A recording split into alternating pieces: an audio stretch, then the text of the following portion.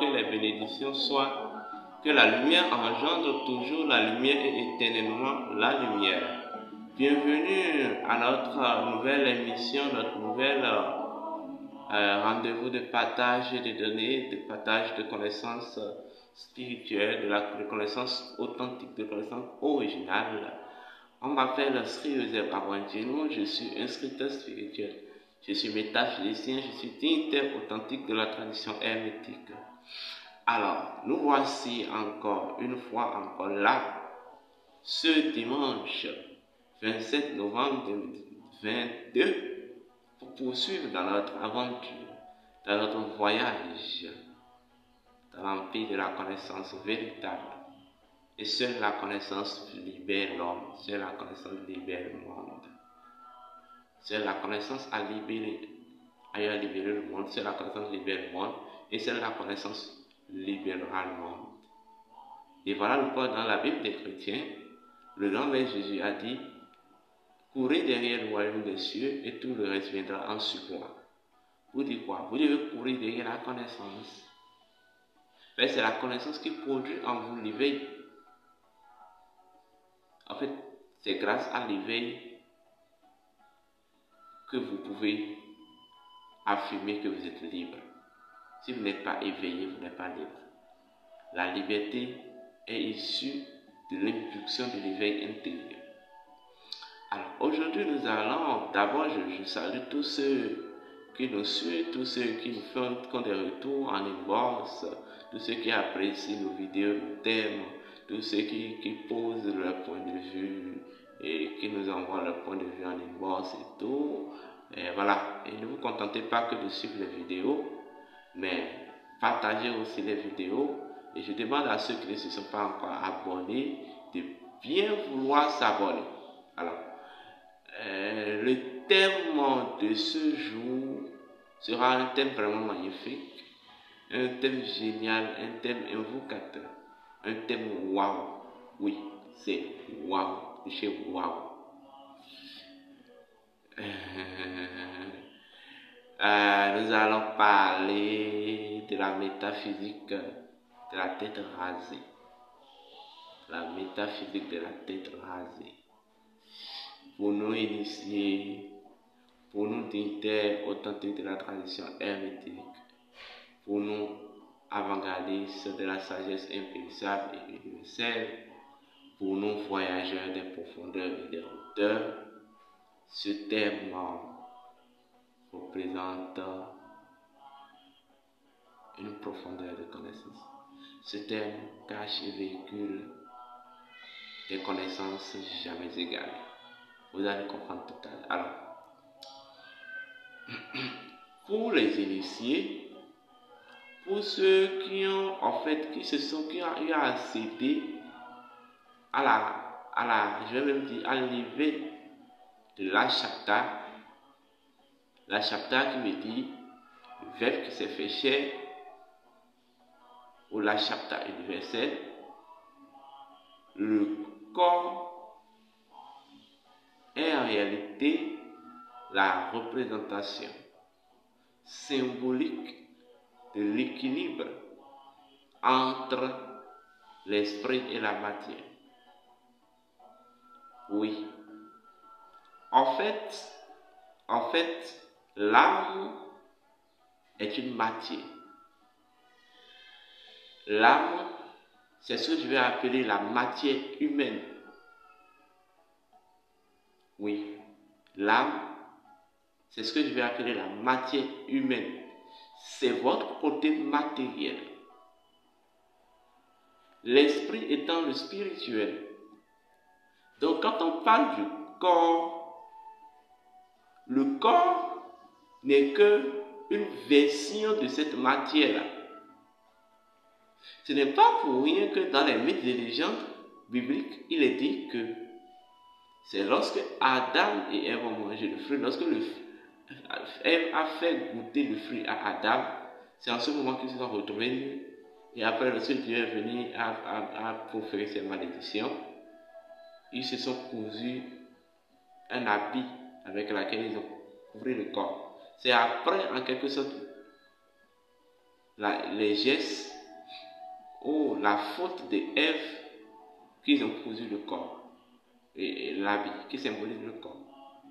Donc le corps n'est que en réalité une version de votre matière humaine qui est l'âme. Mais en même temps, le corps est l'expression parfaite du principe fusionnel de l'âme et de l'esprit. Donc, le corps est la projection, c'est la manifestation de l'équilibre spirito-matériel de l'homme, ou l'équilibre spirito-anémique de l'homme. Lorsque vous prenez la matière, que ce soit toute forme de matière, ou même la matière humaine, elle est repartie en quatre, elle est décomposée en 4 grandes versions, ou en 4 grandes formes, ou en 3 grandes formes plutôt.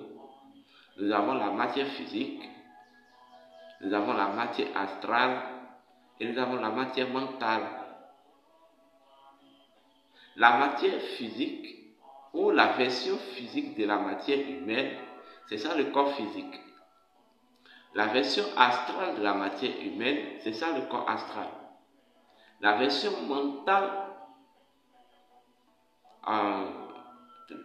de la matière humaine, c'est ça le corps mental. Mais il y a une 4e version dont je ne vais pas aborder aujourd'hui.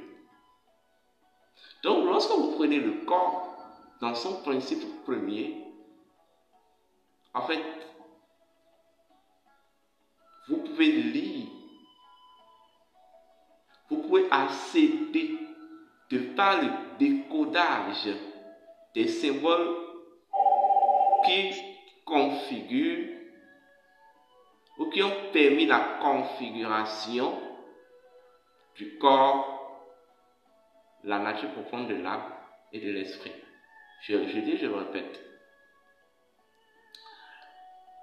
Par le corps, tout en observant le corps, vous pouvez accéder, tout en lisant le corps, tout en faisant l'étude des symboles qui configurent la nature, qui configurent, je vais même dire, le corps en tant qu'entité primordiale.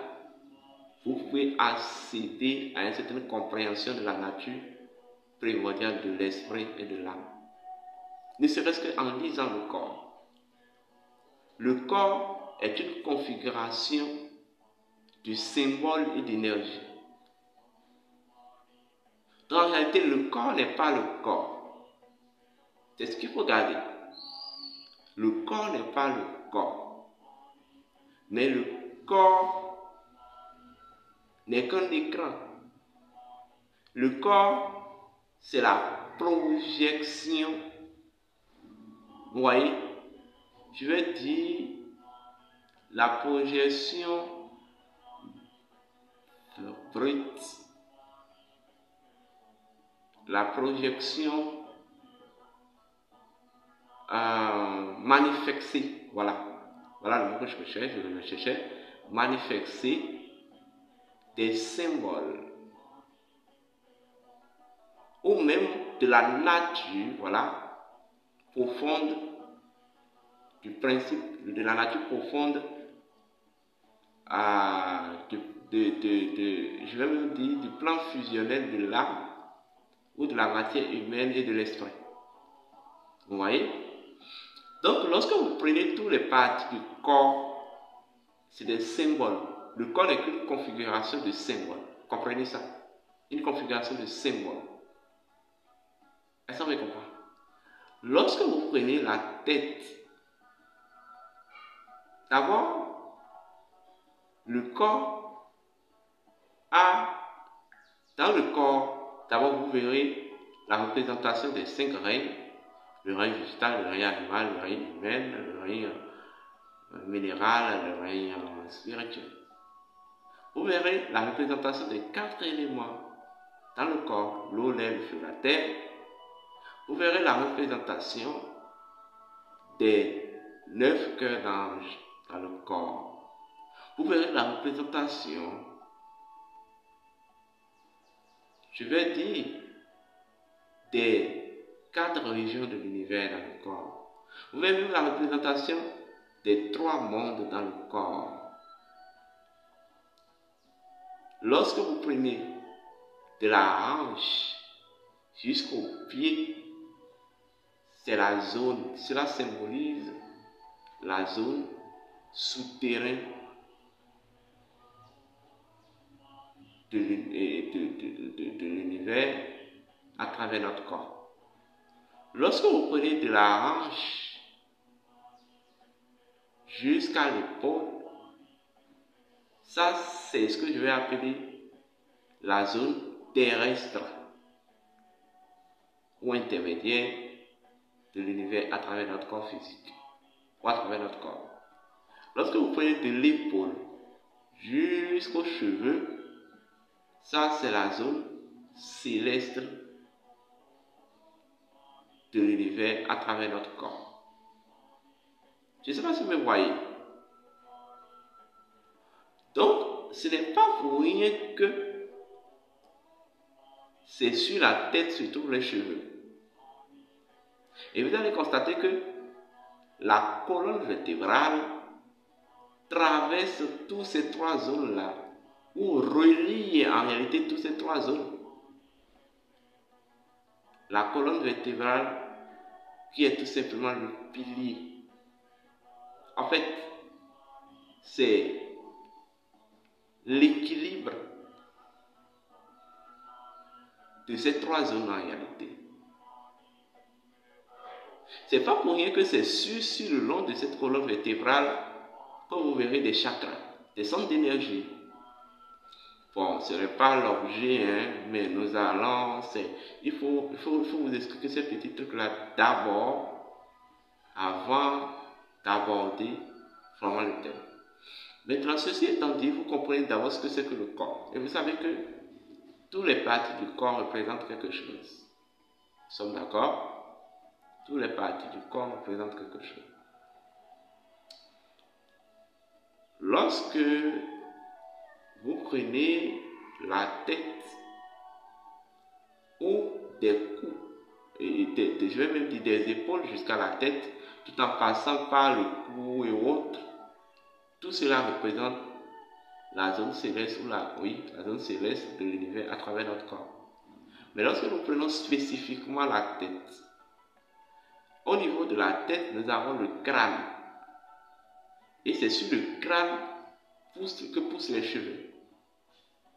En réalité, dans la science de la transmutation égyptienne et dans les sciences ou dans les chapitres de la spiritualité ancestrale authentique,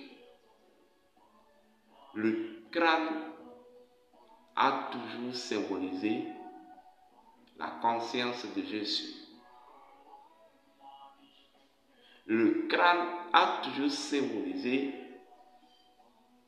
la spiritualité originelle de Jésus. Jésus que vous appelez le cela ou que certaines personnes appellent l'anglomanto. C'est la spiritualité originelle par laquelle tout l'univers, toute la création fut générée. C'est ce que symbolise le crâne d'abord. Voilà, on dit que c'est ça symbolise la conscience de Jésus. Voilà le pourquoi, dans beaucoup de pratiques, depuis l'Égypte antique jusqu'à nos jours, le crâne représente un élément prépondérant. Je ne vais pas rentrer dans certains détails ici. Plus loin, le crâne symbolise tout simplement encore le troisième département du temps, qui est le futur. Le futur. Mais le crâne représente en même temps le principe du fondement des choses. Le principe du fondement des choses. Est-ce qu'on me comprend? Et quand on parle du crâne, le crâne symbolise encore la pierre. Mais quelle pierre? La pierre philosophale. Le crâne symbolise même la première pierre. La pierre originelle, la pierre philosophale. Voilà même le pourquoi le grand maître Jésus s'est laissé crucifier sur la montagne de Golgotha. Golgotha qui veut dire sommet du crâne. Le crâne symbolise la pierre philosophale. Ça symbolise même la première pierre, la pierre originelle, la pierre fondatrice, la pierre qui fonde toutes choses. Le crâne, c'est tout simplement ce que les Égyptiens appelaient la pierre de Berbère. Cette pierre sur laquelle le dieu Atum, la colline de Berbère, sur laquelle le dieu Atum doit opérer sa masturbation afin de la valer après et mettre au monde Chou et Tefnut. Est-ce qu'on comprend? Tout simplement, le crâne symbolise, je vais dire, le trône du dieu Atum. C'est le trône du dieu Atum, tout simplement. Vous voyez jusqu'à où c'est profond. C'est pas pour rien que dans beaucoup de pratiques anciennes, vous verrez le crâne. Le crâne. Et sur le crâne, il y a des cheveux.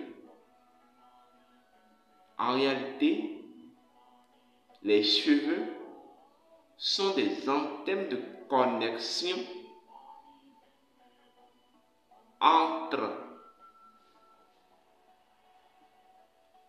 le qui vous êtes en tant qu'une expression parfaite de la conscience de Jésus et le règne céleste.